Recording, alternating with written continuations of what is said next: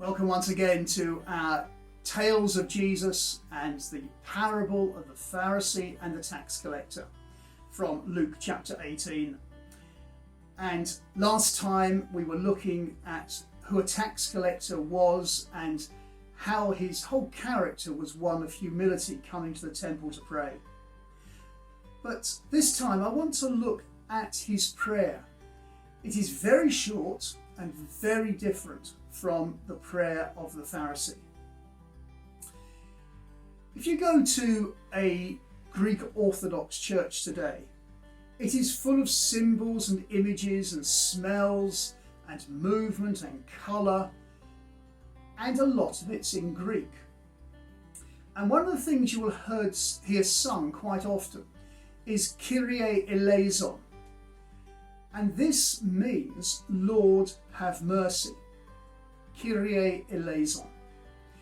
And it goes right back to Gospel times. The Greek Orthodox Church, of course, is one of the earliest churches ever.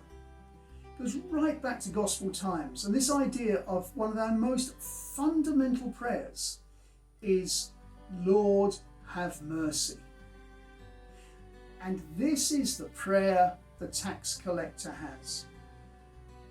God, have mercy on me, a sinner. It's actually one of the great prayers of the whole Bible.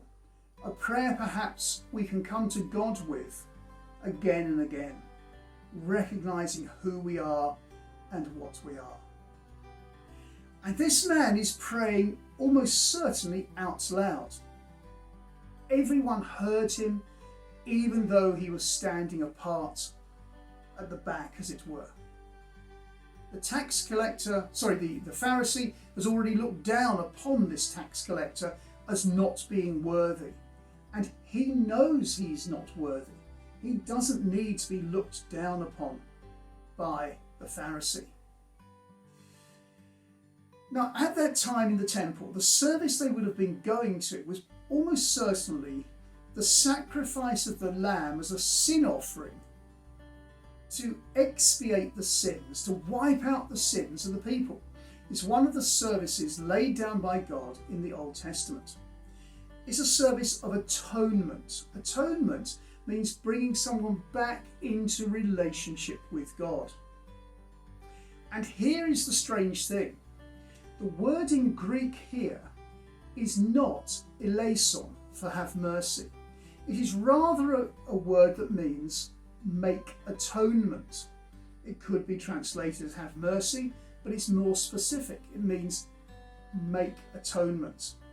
God, make atonement for me, a sinner. Now, atonement is a long word and a word that we don't use in normal speech. But like its spelling, it can be thought of as being make me at one, at one-ment. Make me at one with you and with my friends and fellow citizens. Make atonement for me. The tax collector knows that only God can make atonement for him. He can't do it himself. And as he would have seen the lamb sacrificed a little while before, he is crying out to God to make atonement for him.